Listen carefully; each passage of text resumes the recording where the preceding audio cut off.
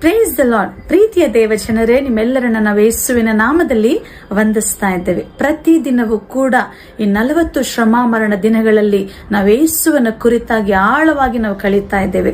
ಯೇಸಪ್ಪ ನನಗಾಗಿ ನಿನಗಾಗಿ ಅನುಭವಿಸಿದಂತ ಎಲ್ಲ ಶ್ರಮೆಯನ್ನ ನಾವು ಧ್ಯಾನ ಮಾಡ್ತಾ ಇದ್ದೇವೆ. ಈ ದಿನವೂ ಕೂಡ ಒಂದು ವಾಕ್ಯವನ್ನು ಓದಿ ನಾವು ಯೇಸುವನ ಕುರಿತಾಗಿ ಇನ್ನೂ ಹೆಚ್ಚಾಗಿ ನಾವು ಕಲಿತುಕೊಳ್ಳೋಣ. ಮಾರ್ಕನು ಬರೆದ ಸುವಾರ್ತೆ 15ನೇ ಅಧ್ಯಾಯ ವಚನಗಳು 18, 19. ಯಹೂದ್ಯರ ಅರಸನೇ, ನಿನಗೆ ನಮಸ್ಕಾರ ಎಂದು ಆತನಿಗೆ ವಂದನೆ ಮಾಡಿ ಬೆತ್ತದಿಂದ ಆತನ ತಲೆಯ ಮೇಲೆ ಹೊಡೆದು ಆತನ ಮೇಲೆ ಉಗುಳಿ ಆತನ ಮುಂದೆ ಮೊಣಕಾಲೂರಿ ಅಡ್ಡಬಿದ್ದರು. ಕರ್ತನ ನಾಮಕ್ಕೆ ಸ್ತೋತ್ರವಾಗಲಿ. ಪ್ರೀತಿಯ ದೇವಜನರೇ, ಯೇಸುಸ್ವಾಮಿ ನನಗಾಗಿ ನಿನಗಾಗಿ ಭಯಂಕರವಾದ ಹಿಂಸೆಗಳಲ್ಲಿ ಅವರು ಹಾದು ಹೋದರು. ಆತನಿಗೆ ಬೆತ್ತದಿಂದ ತಲೆಯ ಮೇಲೆ ಹೊಡೆದರು ಎಂಬುದಾಗಿ ಬರೆದಿದೆ. ಭಯಂಕರವಾದ ಹಿಂಸೆ ಆಗಿದೆ.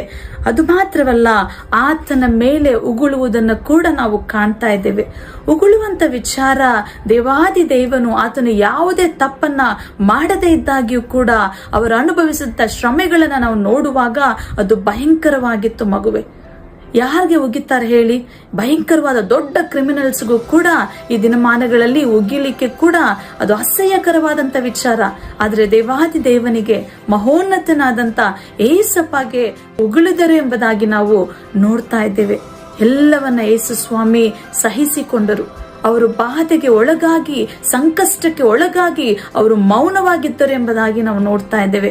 ಕಾರಣ ಏನು ಗೊತ್ತಾ? ನನಗಾಗಿ ನಿನಗಾಗಿ ಅಂತ ಭಯಂಕರವಾದ ವಿಚಾರಗಳಲ್ಲಿ, ಕಷ್ಟದಲ್ಲಿ, ಹಿಂಸೆಯಲ್ಲಿ, ಉಗುಳುವಾಗಲೂ ಕೂಡ ಏಸಪ್ಪ ಮೌನವಾಗಿದ್ದರು. ಯಾಕೆ ಗೊತ್ತಾ ಮಗುವೆ?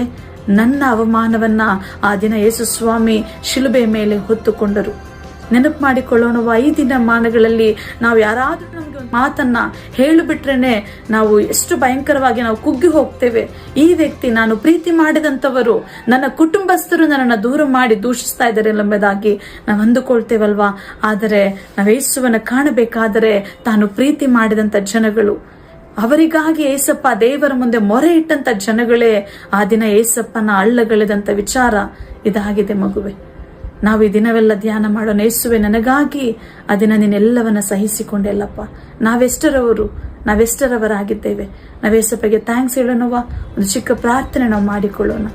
ಪ್ರೀತಿಯುಳ್ಳ ತಂದೆಯಾದ ದೇವರೇ, ನಿಮ್ಮ ನಾಮಕ್ಕೆ ಸ್ತೋತ್ರ. ಅಪ್ಪ, ಆ ದಿನ ನನಗಾಗಿ ನೀನೆಲ್ಲವನ್ನ ಸಹಿಸಿಕೊಂಡೆ. ಕಾರಣ ನನ್ನ ಮೇಲೆ ಇಟ್ಟಂತ ಅಪಾರವಾದ ಪ್ರೀತಿಯಪ್ಪ. ಅದಕ್ಕೆ ಬದಲಾಗಿ ಪ್ರತಿಯಾಗಿ ನಾನು ಏನು ಕೊಡಲು ಸಾಧ್ಯವಿಲ್ಲ. ಈ ಲೋಕದಲ್ಲಿ ಜೀವಿಸುವಷ್ಟು ದಿನ ನನ್ನನ್ನು ತಗ್ಗಿಸಿಕೊಂಡು ನಿನಗಾಗಿ ನಾನೆಲ್ಲವನ್ನ ಸಹಿಸಿಕೊಂಡು ನಿನ್ನ ಮಗಳಾಗಿ ಜೀವಿಸಲು ಸಹಾಯ ಮಾಡ್ರಿ. ನನ್ನ